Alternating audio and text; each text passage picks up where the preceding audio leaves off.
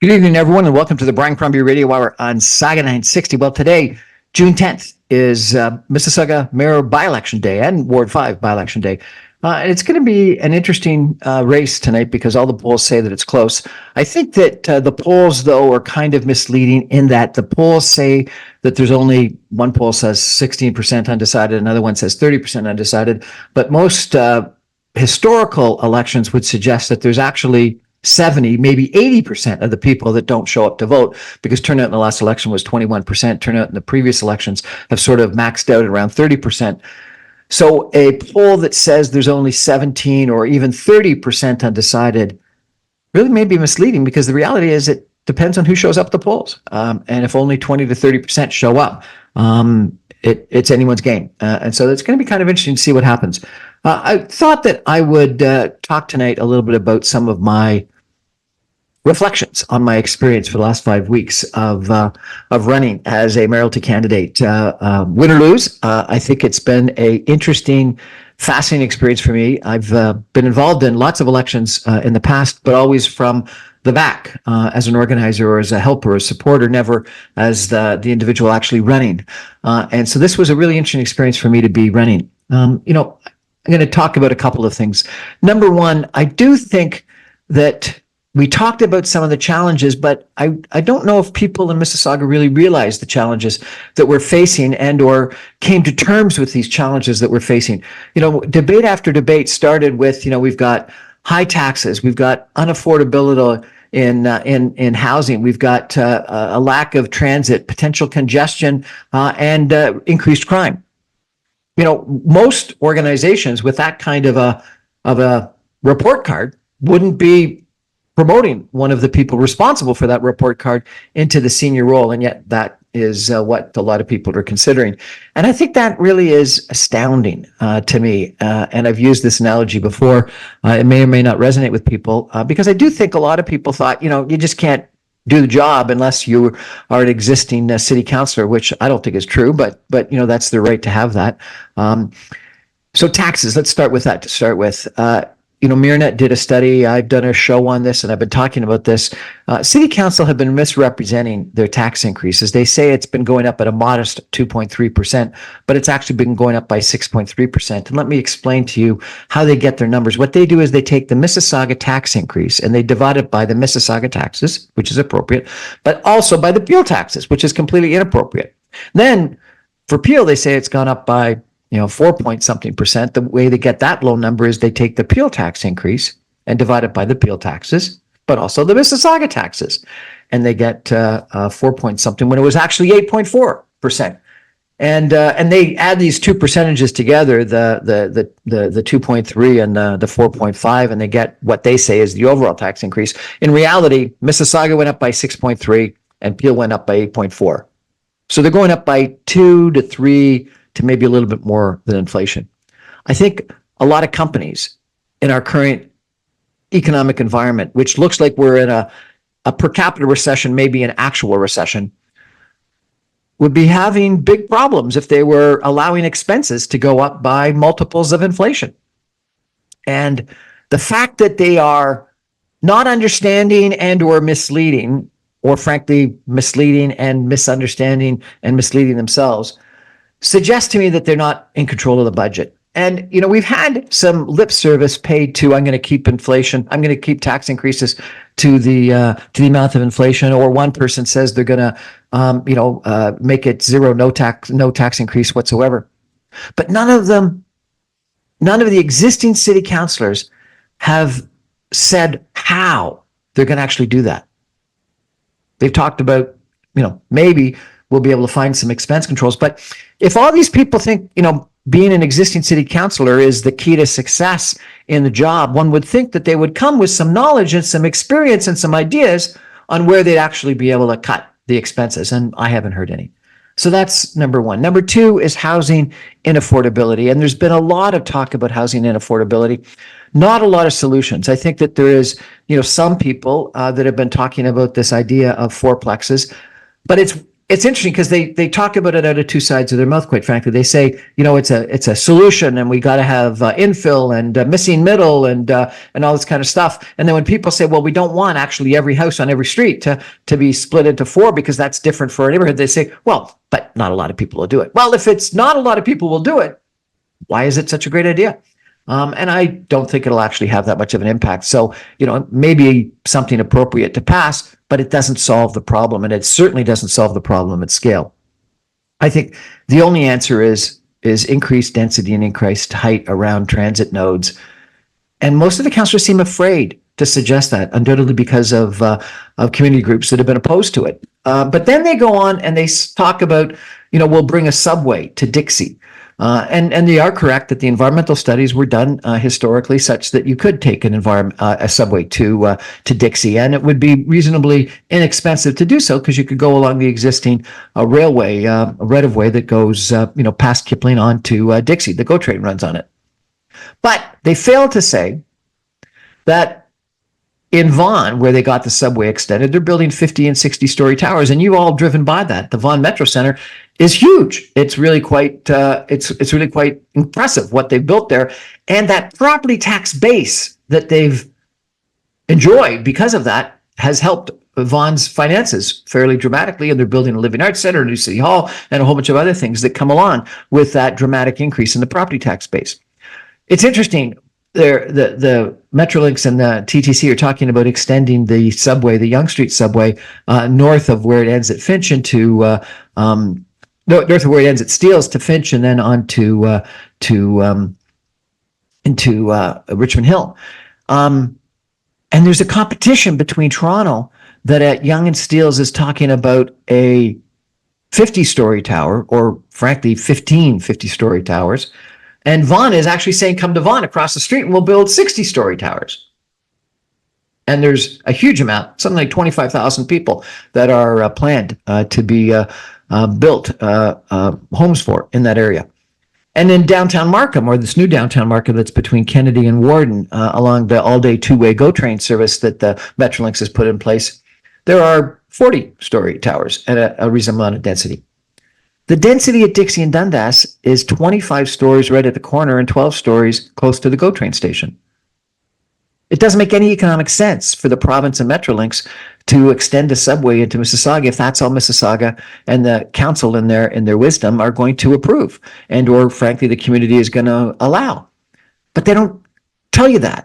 And they also don't say, and we're missing out on all these property taxes that we could have, and the revitalization of this area that's really one-story, commercial development today. And so it's this sort of discontinuity that I see between the problem of housing inaffordability and the lip service that people provide to, well, we need to make sure that we've got more housing, make it more affordable so that our young people can stay in Mississauga. And yet the inability to think through and support the ways that you're actually going to provide that. There has been some conversation about reduction of DCs, development fees, and I do think that is key.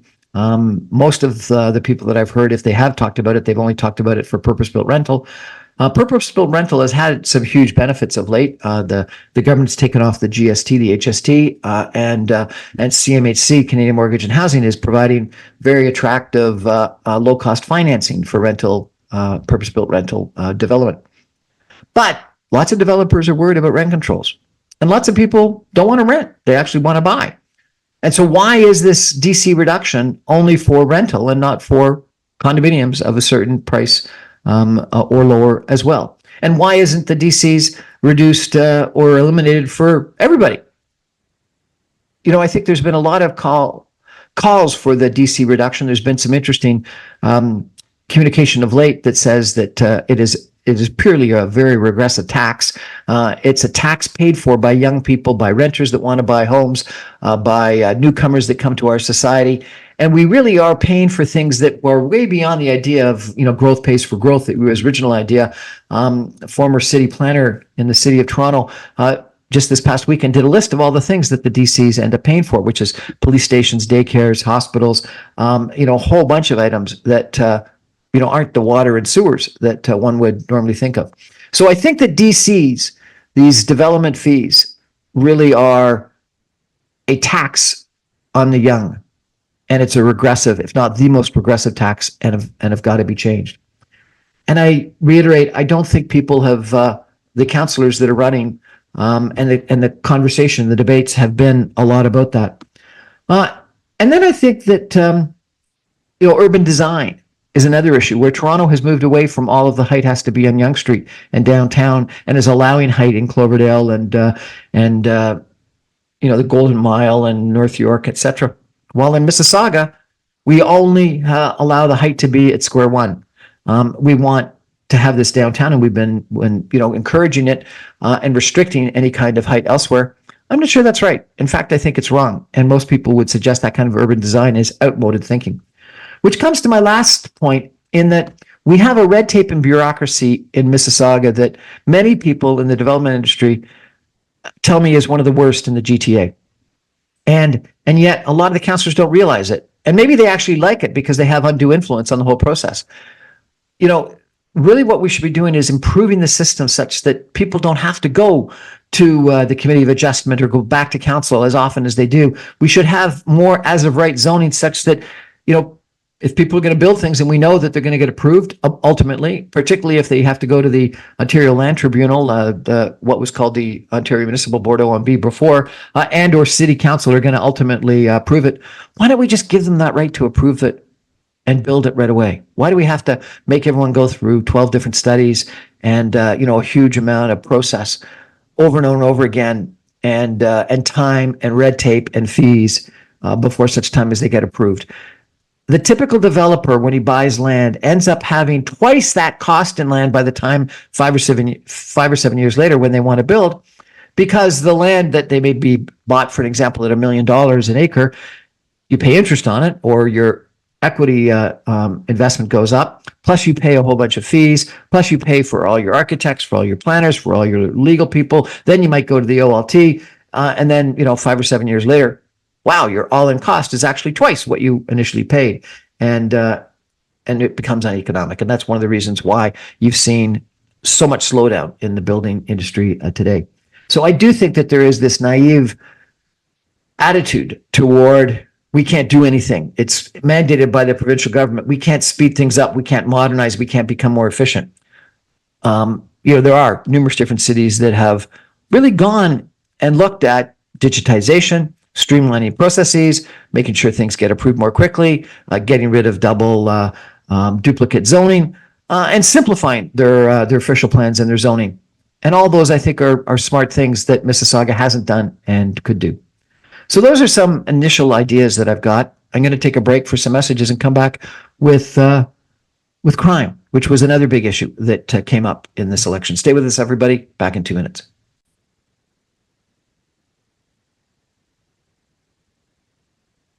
Welcome back, everyone, to the Brian Crombie Radio Hour on Saga 960. I'm giving tonight some impressions on this last 5 weeks of the Mississauga Mayoralty campaign, and I've spent a little bit of time talking about housing affordability and or inaffordability, actually, and taxes, both of which I think got some lip service, but not nearly enough attention, and primarily detailed attention as to what potential solutions are.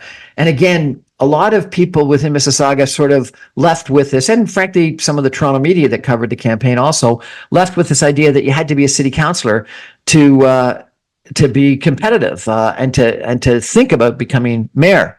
And yet the city councillors who should have that experience on city council and thinking about these issues actually didn't put forward much of any ideas on how to reduce taxes other than just we will, or we'll try.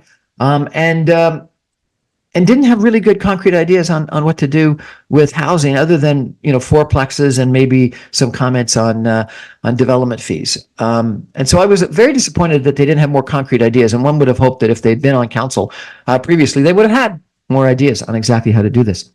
But the biggest issue that I was concerned with was crime. I personally have been burglarized twice in the last 6 months, which was one of the reasons, frankly, I wanted to get involved in this race, because I think this crime spree has changed Mississauga from a city where people felt safe. People knew their neighbors. People felt comfortable leaving their doors open. People felt comfortable backing onto a park. The police came and have told me because I back on a park, I'm targeted. And every home around this park that I back on has similarly had some challenges. And I've got to put up a camera system, not on the front door, but also not just on the front door, but also on the back door because of the park. There were something like 7,000 car thefts last year in Peel, something like 360 in the last month. There's road racing. There's home invasions. We've heard of guns in Port Credit. And we didn't have a lot of ideas from our city councillors that are running for mayor on what to do. And one of the roles of the mayor is sitting on Peel Police Services Board. And so that was disappointing to me. And I think that this has got a bunch of problems. I think that there's issues with the criminal code. I think there's issues with the bail system. I think there's issues with our judicial system. I think there's issues with a lack of deterrent such that people get out on bail way too easy. This individual that was killed 3 people as he was driving the wrong way on the 401. It turned out that he is out on 2 bail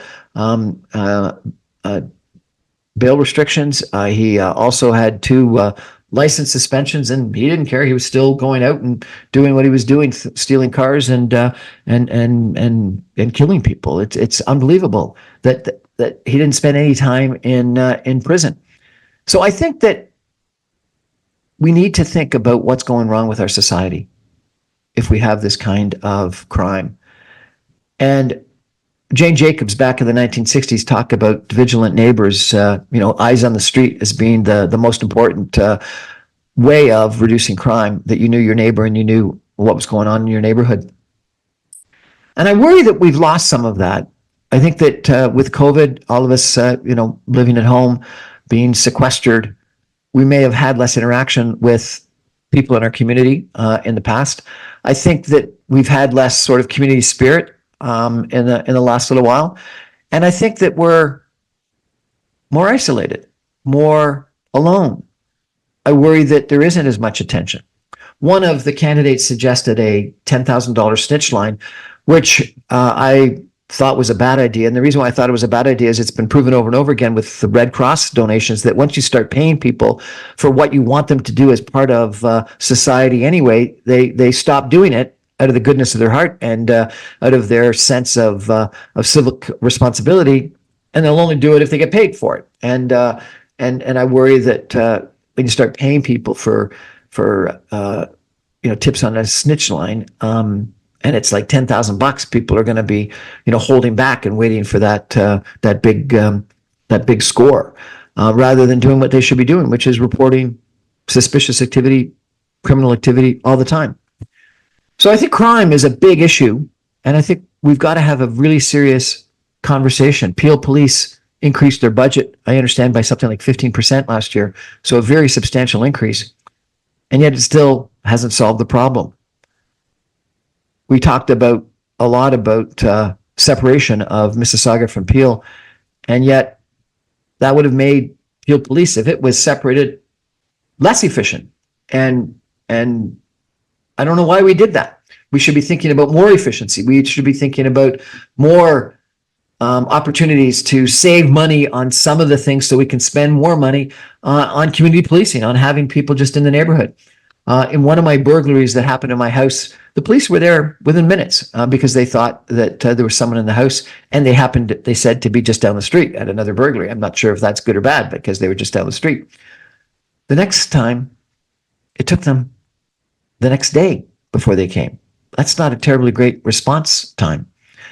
And if that's the kind of response time, and criminals know that, there's not much risk you're going to get caught. And the police were quite upfront. Unless you catch them right in the house, the chance that they get caught is very, very little. Both times they came and they dusted for fingerprints. They found nothing because they were wearing gloves. The criminals were wearing gloves. I think we got a problem. They suggested cameras. They suggested lots of security systems, lots of which I've implemented. But it's almost as if they resigned themselves, the police, that is, to the fact that crime was going to take place, and there's not much you could do about it. And they talked about how, a gentleman down the street had the same car stolen twice out of his driveway. He recovered it the first time. The second time, he didn't recover it. Bashing in doors to get at car keys, using systems out in the driveway that allow them to get the security information from a fob that might be inside the house. We've got an issue, and we're not addressing it. And I really think we need to think about it. I had one police person tell me that guns were coming in by drone over the border. We got to really give some thought to what Mississauga used to be in regards to safe city and what it is today. And I think that that's a significant issue. I also think that we ended up spending a lot of time on what I'll call minor issues. And the problem is these aren't minor issues to the people that were involved, but I think from a community, city in total, they were minor issues. And it could have been and should have been addressed more quickly. And I'm not faulting the residents groups that raised them because they were important to those different residents groups. But we can't allow one residents group to monopolize an issue that is only relative to a small area when there's issues like affordability, like taxes, like housing, like crime that we need to deal with that are issues for the whole community. In one debate, probably about a third of it was dealing with bike lanes on one street. And the right answer, I think, and I pledge this, is it should be studied again, right? Like, and I was frustrated that some of the councillors that had voted in favor of these bike lanes justified the fact that it had to go ahead by way of process. Well, it's been approved and we can't go back on it unless someone new asked for it to be open. They didn't actually argue for why it made sense. They didn't tell you what the rationale for these new bike lanes were. And then the person against it was, I think, misrepresenting that they thought they could use strong mayor powers to change everything, which was, I think, completely inappropriate. Promising the residents groups things that they couldn't actually deliver on, at least from my understanding. And so they took this one issue and blew it way out of proportion. It ended up monopolizing debates, when what they should have said is, look, this is such a controversial issue. We're going to ask for a new staff report, and both sides can come. The people that want these bike lanes and the people that don't want these bike lanes, and let's study it again. Case closed. Let's not continue to argue about this.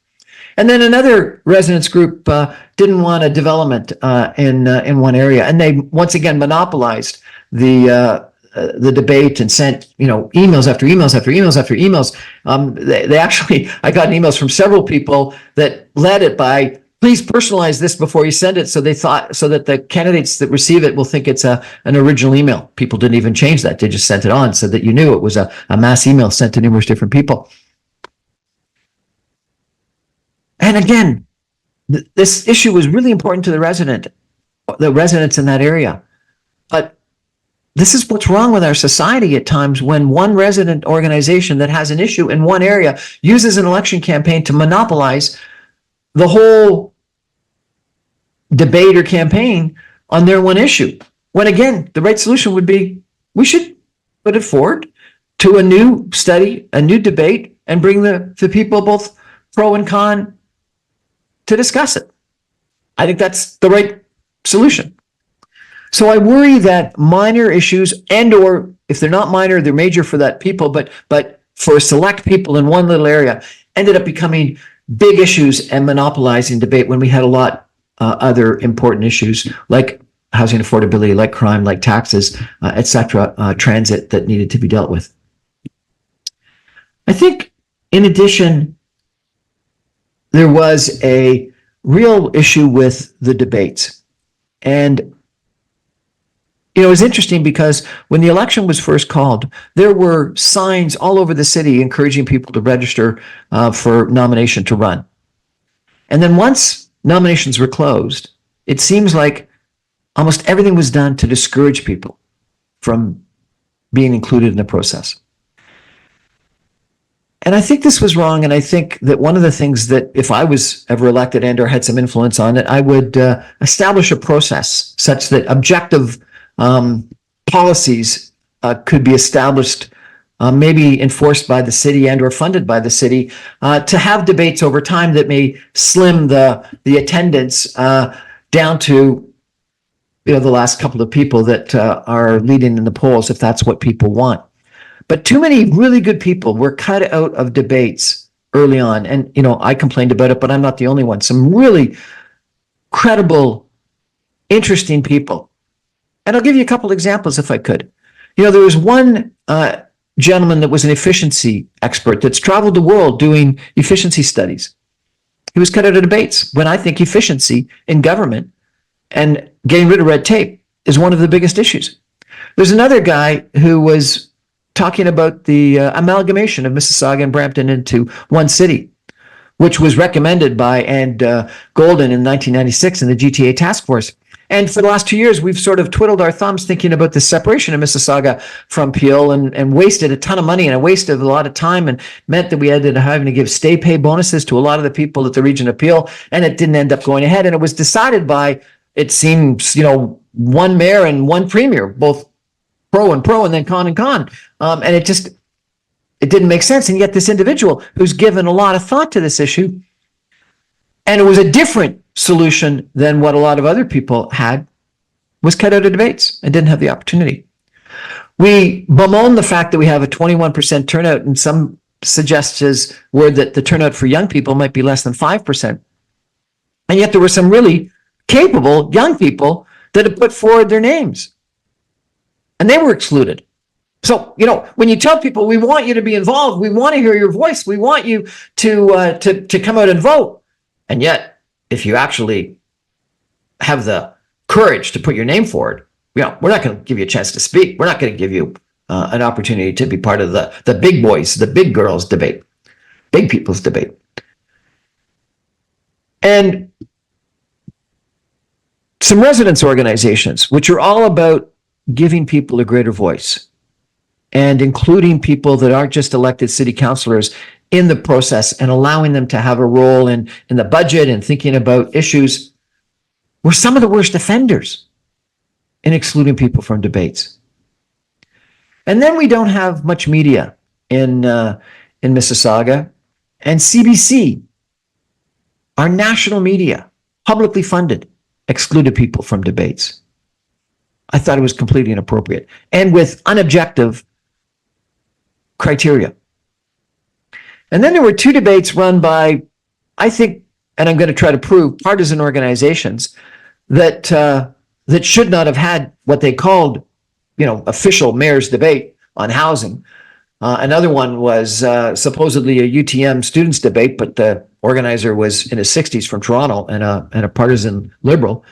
I think they're inappropriate contributions that should be declared because they were so partisan and they excluded people. And I think that's wrong. I think if you're going to do something that's partisan, admit it's a partisan, it's a liberal debate. We're only inviting liberals if that's what you want to do, rather than sort of make believing that it's something different than that. And so I think that the city has to play a role in organizing these debates and establishing some criteria to make sure that they're inclusive and fair and democratic, because I don't think they were inclusive. I don't think they were fair. And I think that they're not democratic. And you got to ask yourself, why do we have 21% turnout? Maybe because our democracy is not that democratic. And if that's the case,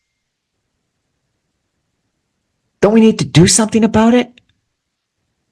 Because my concern is that the elite, and we've heard for the last couple of years in Ottawa, gatekeepers and elite, and I didn't buy it. I buy it now.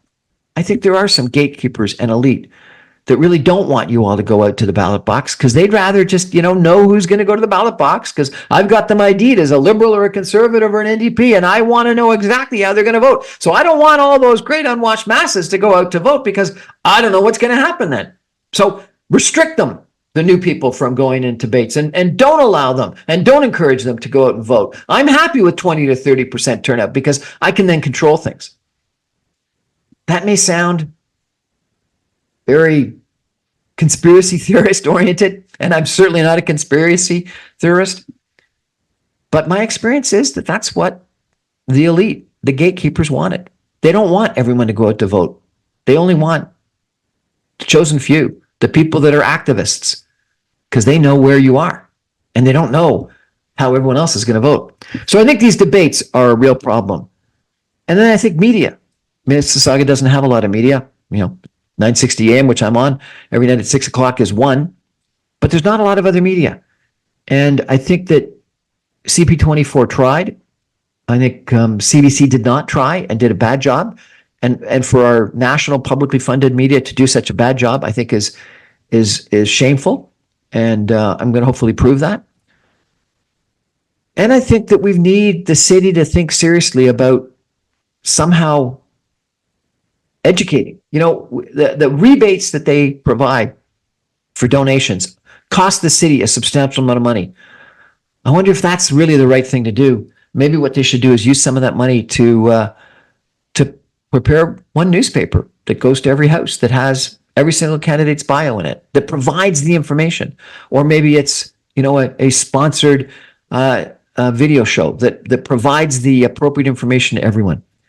And I think it certainly is a debate or a series of debates that has everyone initially with some time and then narrows the field over time with some set objective policies. I'm going to take a break for some messages. I'm going to come back and I'm going to talk a little bit about vision and some big ideas for a minute. Stay with me, everybody. Back in 2.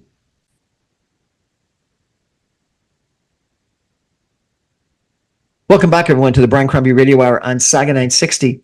I think the other thing that really concerned me, if I could mention it in regards to this last 5 weeks that I've had the privilege and honor of participating in this Mississauga mayoralty debate, is the lack of ideas, the lack of vision. One would think that you'd be wanting to put forward your vision for the future of Mississauga and, frankly, the GTA. You'd want these city councillors that have been around for a while to have some ideas about things that they want to do. I didn't hear much of anything. And that was really discouraging to me. The one idea that I heard was, bringing the subway to Dixie. And I've got real problems with that. Number one, I've mentioned already, the subway's not going to come to Dixie if you're only got 12 and 25 story density. It's going to have to be more comparable to what they've got in Vaughan or Richmond Hill or Markham. But in addition, the vast majority of people that are going to be working in Toronto, probably at, in the financial district downtown, don't want to take the subway and stop at every one of those stops all the way to Yonge Street and then transfer and then take all the stops down. All day two-way go is an express. It's 19 or 20 minutes to downtown. There's only one stop at Kipling and then you're downtown. Frankly, there should be two. It should also stop at Bloor Dundas so that people can hop on the subway or the UP Express. But that's the better way. And no one talked about how critically important, except me, I think, about how critically important all-day, two-way, frequent GO train service is on that Milton-Mississauga line that's been promised for such a long period of time. And they talked about subways. This development that's happening and the developments that are happening in South Mississauga, one at Lakeview with 25 to 50,000 people, and the one at Brightwater that's going to be 10 to 15,000 people with not one extra lane of highway or roadway. I think that transit's the only solution, and no one put forward what the transit solutions are. And I have two transit solutions there. One would be to take the Huron-Ontario LRT down into Brightwater, which it could do either by going down to Port Street and across the river, or crossing the railway bridge and going down by the Loblaws.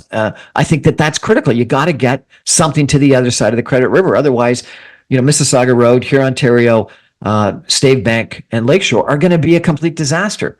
And then at Lakeview, there is a railway track that goes straight into Lakeview that could have a shuttle that goes up to the Long Branch GO train station, or it could go all the way up to the Kipling GO and subway because the railway goes the whole way there.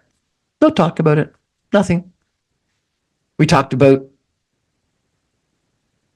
actually, it was only one individual who didn't even continue that talked about, potentially having an NHL team. And I'm not sure an NHL team would make sense, but professional sports in Mississauga, maybe not hockey, maybe women's hockey, maybe basketball, maybe football.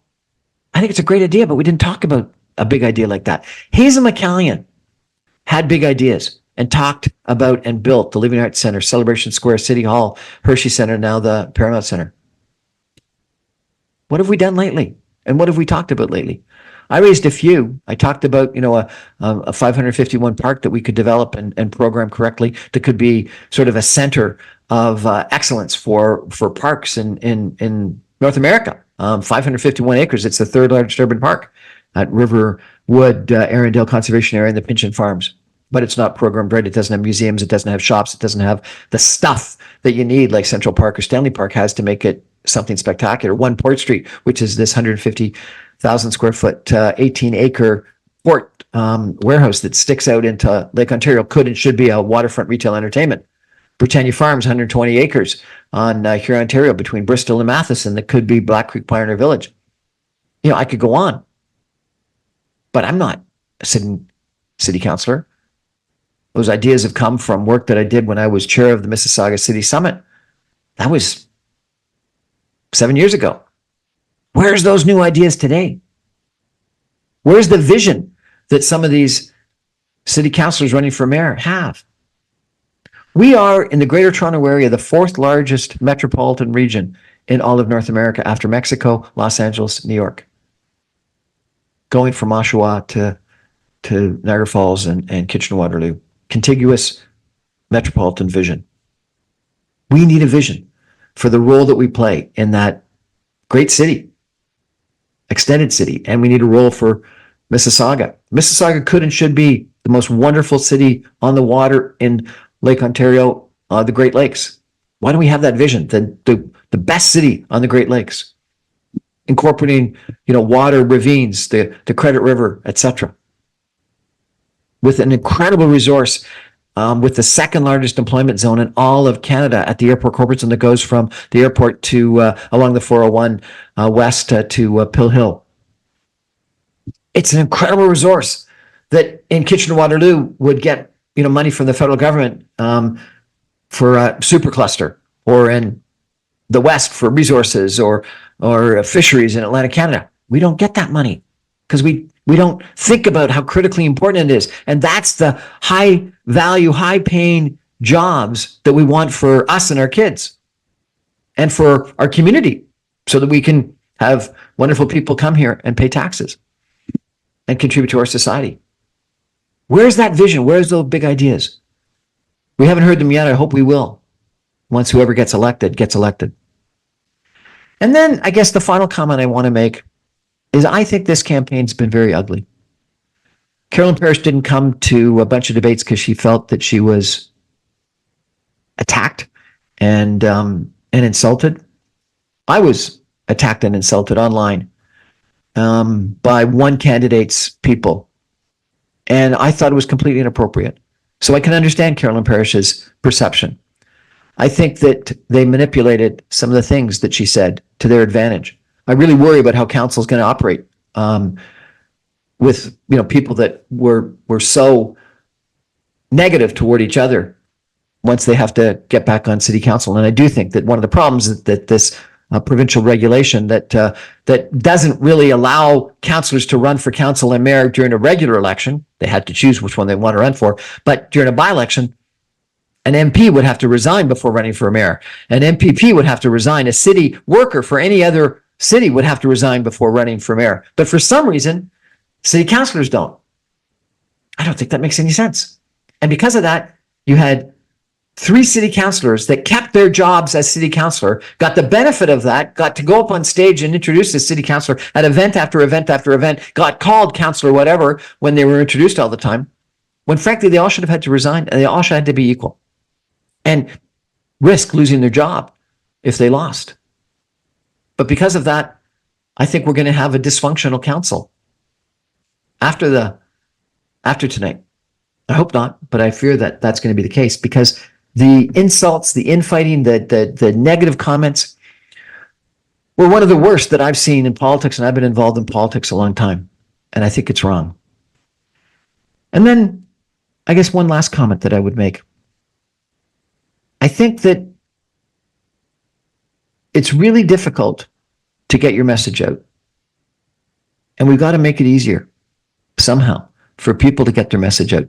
Because I do think there are some great people that were running for mayor I had the privilege of meeting them, interacting with them, getting to know them, that weren't in that top four, that are really smart, capable people, that put a lot of time, effort, and money into running for mayor. And I think that I've had some of them on this radio show. I've debated with some of them. I've been on some of their Facebook Lives event. I've got to know them. They had great ideas. They were passionate about their city. They wanted to have a positive impact. And they were shut out and shut down. And I think that's to your detriment. And in the end, you may not agree with them. You may not want to vote for them. But I think you would have been better. We would have been better if they had had a chance to voice their views and be heard. I'll give you one example, if I could. I didn't agree with the truck convoy, but I did some shows on them and introduced them to my audience, because at the time that they were occupying Ottawa, 15% of the Canadian population supported them. 15% is what, 4.5 million people? It's a significant number of people. 5 million people? It's a significant number of people, significant number of Canadians. So a minority, but they deserved a voice. They deserved to be heard. And I think the Prime Minister did himself a disservice by not sitting down and listening to them, even if he wasn't going to agree with them. Listening is critically important. I don't think we do enough listening. One of the things I love about this show, tonight's different because I've been talking the whole time, but I end up listening a lot to my guests. I have to. And I love it because I learn a lot from them. Jimmy Pattison, who I used to work for, used to say, Brian, God gave us 2 ears and 1 mouth for a reason.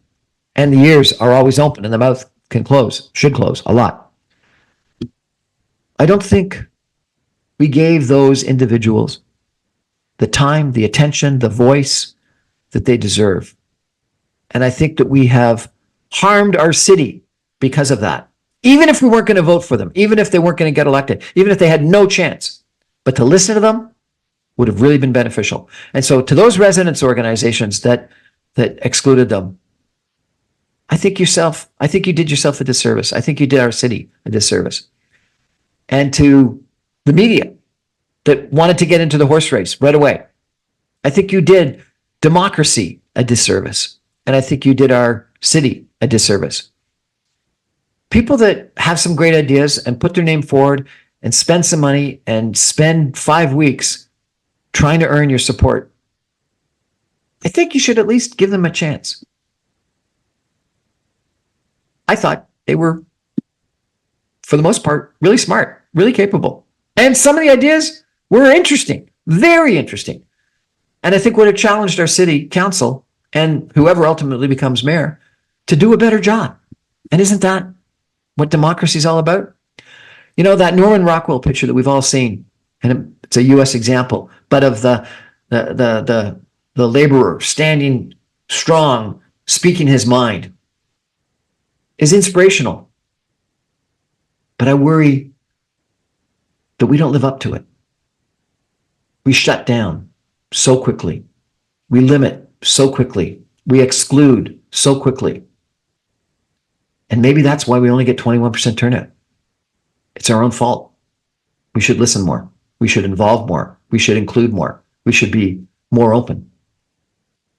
Couple thoughts from me tonight. Anyway, best of luck to all the candidates. And I hope you, if you are listening to me and you haven't voted, get up, jump in a car or bike or walk to your nearest polling station and get out and exercise your franchise. One last comment. This past weekend, I went to a Roman Catholic church. I went to a United Church. I went to a Buddhist temple. I went to a Muslim mosque. I went to a evangelical Praise Cathedral. I went to a Coptic church. Diversity is beautiful. Our city is fantastic in its culture, in its traditions, in its religions, in its people. I loved the food. I loved meeting the people. I loved having the different conversations. I loved listening and being listened to. I think we need to do more of that. Thanks. Good night, everybody. Happy Election Day. And by the way, today's my birthday. Happy birthday to Brian. Good night.